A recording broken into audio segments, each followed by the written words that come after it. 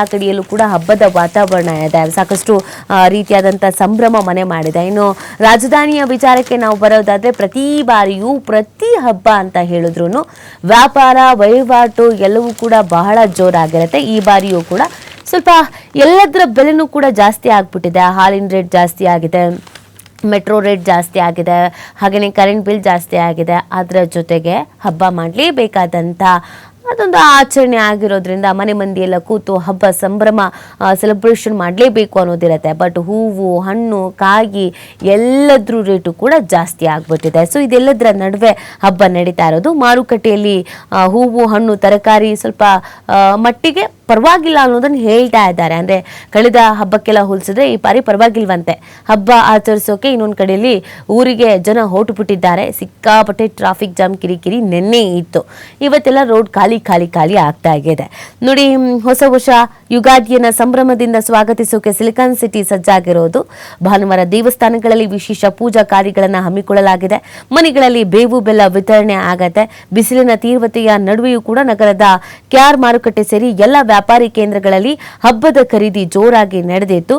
ಇನ್ನು ಪ್ರತಿ ವರ್ಷದಂತೆ ಈ ವರ್ಷವೂ ಕೂಡ ಹೂವು ಹಣ್ಣು ಇದ್ರ ಬೆಲೆ ಎಲ್ಲ ಜಾಸ್ತಿ ಇರುತ್ತೆ ಅನ್ಕೊಳ್ಳಲಾಗಿತ್ತು. ಬಟ್ ಸ್ವಲ್ಪ ಪರವಾಗಿಲ್ಲ ಕಮ್ಮಿ ಇದೆಯಾ ಅಂತ ಹೇಳ್ತಾ ಇದ್ದಾರೆ. ಸೇಬಿನ ರೇಟು 130ರಿಂದ 250 ರೂಪಾಯಿ ಇದೆಯಂತೆ. ದಾಳಿಂಬೆ 150ರಿಂದ 160 ರೂಪಾಯಿ ಇದೆಯಂತೆ. ಕಿತ್ತಲೆ 100ರಿಂದ 120 ಇದೆಯಂತೆ. ದ್ರಾಕ್ಷಿ 80ರಿಂದ 90 ಇದೆಯಂತೆ. ಮೂಸಂಬಿ 40 ಇದೆಯಂತೆ. ಹಾಗೆಯೇ ಕಲ್ಲಂಗಡಿ 20ರಿಂದ 30 ಇದೆಯಂತೆ. ಪಚು ಬಾಳೆಹಣ್ಣು 20, ಏಲಕ್ಕಿ ಬಾಳೆಹಣ್ಣು 50ರಿಂದ 70. ಇನ್ನು ತರಕಾರಿ ವಿಚಾರಕ್ಕೆ ನಾವು ಬರೋದಾದ್ರೆ ಈರುಳ್ಳಿ 30ರಿಂದ 35 ರೂಪಾಯಿ ಅಂತೆ. ಓಕೆ, ಪರವಾಗಿಲ್ಲ. ಕಳೆದ ಬಾರಿಗೆಲ್ಲ ನಾವು ನೋಡಿದಾಗ 60 ರೂಪಾಯಿ 100 ರೂಪಾಯಿ 150 ರೂಪಾಯಿ ತನಕ ರೀಚ್ ಆಗಿದ್ದು ಕೂಡ ಇದೆ. ಹಸಿಮೆಣಸಿನಕಾಯಿ 70ರಿಂದ 80 ರೂಪಾಯಿ, ಹುರುಳಿಕಾಯಿ 40 ರೂಪಾಯಿ, ಹಾಗೆಯೇ ಆಲೂಗಡ್ಡೆ 30 ರೂಪಾಯಿ, ಬದನೆಕಾಯಿ 30 ರೂಪಾಯಿ, ಮೂಲಂಗಿ 30 ರೂಪಾಯಿ.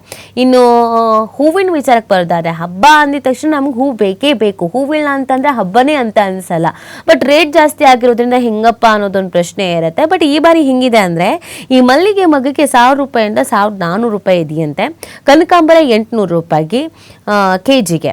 ಇನ್ನು ಕಾಕಡ 600 ರೂಪಾಯಿ, ಸೇವಂತಿಗೆ 200 ರೂಪಾಯಿ, ಗುಲಾಬಿಗೆ 150 ರೂಪಾಯಿ ಕೆಜಿಗೆ ಅಂತ ಹೇಳ್ತಾ ಇದ್ದಾರೆ. ಓಕೆ, ಪರವಾಗಿಲ್ಲ ಅನ್ನೋದನ್ನು ಗ್ರಾಹಕರು ಹೇಳ್ತಾ ಇದ್ದಾರೆ.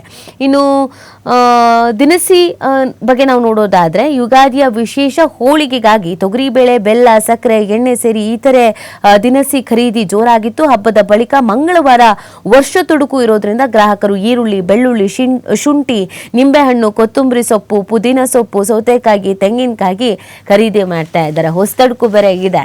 ಬಟ್ ಈ ಬಾರಿ ಏನೋ ಸೋಮವಾರ ಬಂದಿದೆ ಅಂತ ಸ್ವಲ್ಪ ಮಟ್ಟಿಗೆ ಸ್ವಲ್ಪ ಜನಕ್ಕೆ ಬೇಜಾರಾಗ್ಬಿಟ್ಟಿದೆಯಂತೆ. ಕಾರಣ ಸೋಮವಾರ ತಿನ್ನಲ್ಲ ಬಹುತೇಕ ಮಂದಿ ಅಂತ. ಕೆಲವರು ಇನ್ನು ಮಂಗಳವಾರನೂ ತಿನ್ನಲ್ಲ. ಹಾಗಾಗಿ ಬುಧವಾರ ತನಕ ಕಾಯ್ಬೇಕಾ ಅಂತ ಯೋಚನೆ ಮಾಡ್ತಾ ಇದ್ದಾರಂತೆ. ಸೊ ಒಟ್ಟಿನಲ್ಲಿ ಹಬ್ಬ ವಹಿವಾಟು ಎಲ್ಲ ನಾವು ನೋಡಿದಾಗ ಎಲ್ಲನೂ ಬಹಳ ಚೆನ್ನಾಗಿ ನಡೀತಾ ಇದೆ.